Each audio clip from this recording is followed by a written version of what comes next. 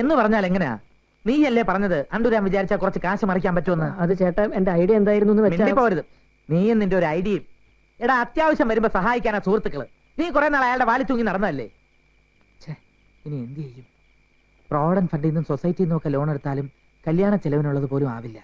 പിന്നെ സ്ത്രീധനത്തുക, ആഭരണങ്ങൾക്കുള്ളത്.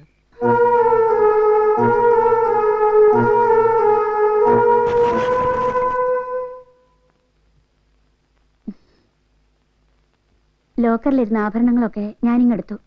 നമ്മളായിട്ട് ജലജയുടെ വിവാഹം മുടങ്ങാൻ പാടില്ലല്ലോ. കാറും വിൽക്കാമായിരുന്നോ? പക്ഷെ ലോൺ ഉള്ളതുകൊണ്ട്.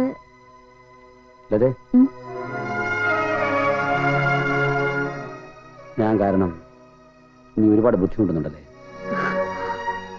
ഞാനാണല്ലോ ബുദ്ധിമുട്ടേണ്ടത്. അതുകൊണ്ടല്ല, നീ കരുതി വെച്ചിരുന്ന ആഭരണങ്ങൾ. അതെ, ഞാൻ അലോപ്പതി ഡോക്ടർ ആയതുകൊണ്ടാ. ആയുർവേദമാണെങ്കിൽ ശരിയാവും എന്നൊക്കെ പറഞ്ഞ് കുറച്ചുകൂടെ വെയിറ്റ് ചെയ്യാമായിരുന്നു. പക്ഷെ ഇപ്പോഴത്തെ അവസ്ഥ അതല്ലല്ലോ. ബാക്കി കാര്യങ്ങൾ എങ്ങനെ ശരിയാക്കാമെന്ന് പ്രഭ ഒന്ന് ആലോചിക്കേ.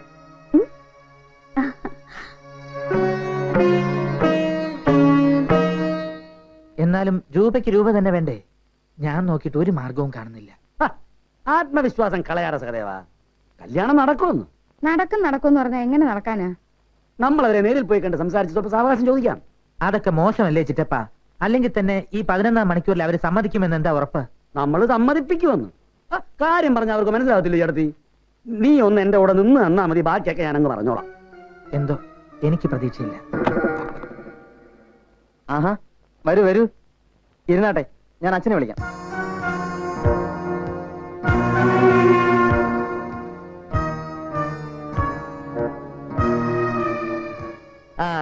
നമസ്കാരം. ഇരുന്നാട്ടെ.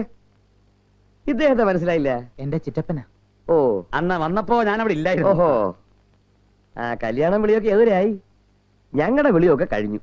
ഇനി ആ മുഹൂർത്തം വേണം, ചടങ്ങ് നടത്തണം. പിന്നെ ഞങ്ങൾ അത്യാവശ്യമായിട്ട് വന്നത്. ചിറ്റപ്പൻ പറ. നീ പറ. നമ്മുടെ ആൾക്കാരല്ലേ, എന്തിനാ വിഷമിക്കുന്നത്? അന്യന്മാരും വല്ലതും ആണോ? അല്ലെങ്കിൽ തന്നെ നാളെ നമ്മുടെ ബന്ധുക്കളാകാൻ പോകുന്നവരല്ലേ? നീ ധൈര്യമായിട്ട് പറഞ്ഞു. എന്താ പ്രശ്നം? കല്യാണത്തിന് ഒരാഴ്ച മാത്രം ബാക്കിയുള്ളപ്പോ ഇങ്ങനെ ഒരു ആവശ്യം പറയുന്നത് തെറ്റാണെന്നറിയാം. എന്നാലും വിചാരിച്ച പണം ഞങ്ങൾക്ക് മറിക്കാൻ കഴിഞ്ഞില്ല. അതുകൊണ്ട് അല്പക്കൂടി സാവകാശം കിട്ടിയിരുന്നെങ്കിൽ തരാമെന്നേറ്റ പണം. നിങ്ങളെന്താ കളിയാക്കുകയാണോ? അല്ല, സഹദേവൻ ഉദ്ദേശിക്കുന്നത് തരാമെന്ന് പറഞ്ഞിരുന്ന പണമൊക്കെ എപ്പോഴേ കിട്ടി. കിട്ടിയെന്നോ? എവിടുന്ന്? അച്യുതക്കുറിപ്പ് എത്തിച്ചു. ഇന്നലെ അറുമുഖൻ തമ്പി എന്നൊരാൾ കൊണ്ട് തന്നു. എന്താ, എന്തു പറ്റി? ഒന്നുമില്ല. ഞാൻ അപ്പോഴേ ഇവനടുത്ത് പറഞ്ഞതാ വല്യച്ഛൻ പണം ഇവിടെ എത്തിച്ചു കാണുമെന്ന്. ഇവനെ കൊണ്ട് വിശ്വാസം വരുന്നില്ല. ഈ പെണ്ണിന്റെ ആങ്ങളായതുകൊണ്ടുള്ള ടെൻഷനാ. എന്നിട്ട് അറുമുഖൻ തമ്പി കുറുപ്പും അദ്ദേഹവും കൂടി ഒരു യാത്ര പോണെന്നും കല്യാണത്തിന്റെ അന്നേ എത്തുള്ളൂ എന്നും പ്രത്യേകം പറഞ്ഞു.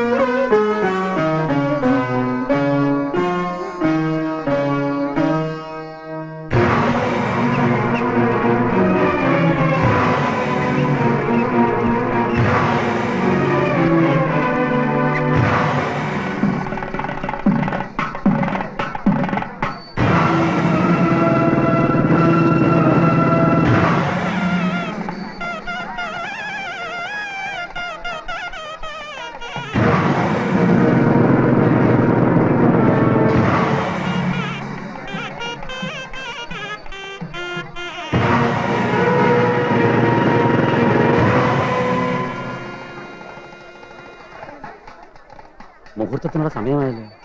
ഞാനും അത് തന്നെ പറഞ്ഞോണ്ട് വന്നു. എന്നാലും അപ്പൂപ്പൻ വരാതെ. ഏതായാലും ചടങ്ങ് നടന്നോട്ടെ, വല്യച്ഛൻ വന്നോളൂ.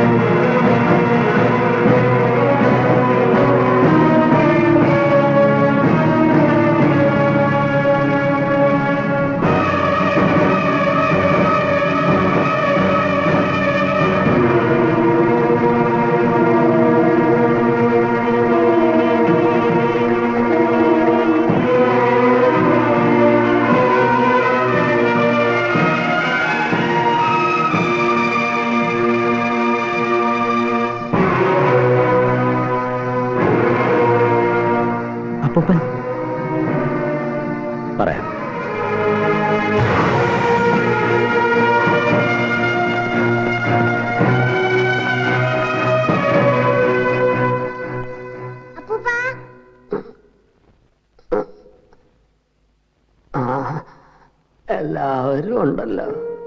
ശ്രീപത്മനാഭന്റെ അനുഗ്രഹം കൊണ്ട് കല്യാണമൊക്കെ മംഗളമായിട്ട് നടന്നില്ലേ? എനിക്ക് സന്തോഷമായി. പെണ്ണും ചെറുക്കനും ഇറങ്ങുന്നതിന് മുമ്പേ അങ്ങ് എത്തണമെന്ന് വിചാരിച്ചതാ. ഡാക്ടർ വിടണ്ടേ? കല്യാണ ഇതേതായാലും കുറെ കൂടിപ്പോയി.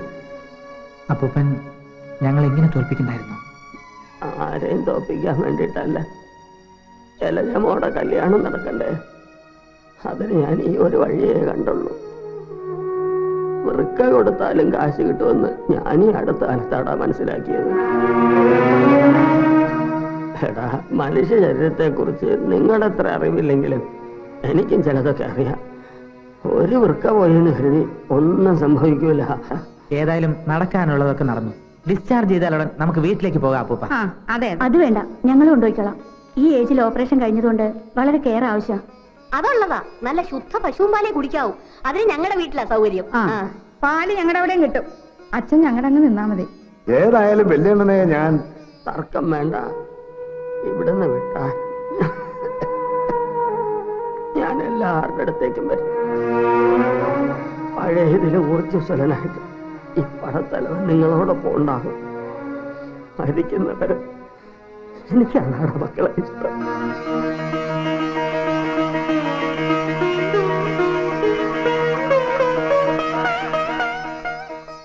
പ്രഭാര, നീ എന്താടാ ഒന്നും മിണ്ടാത്ത? വലിച്ച എനിക്ക് മാപ്പ് തരാം.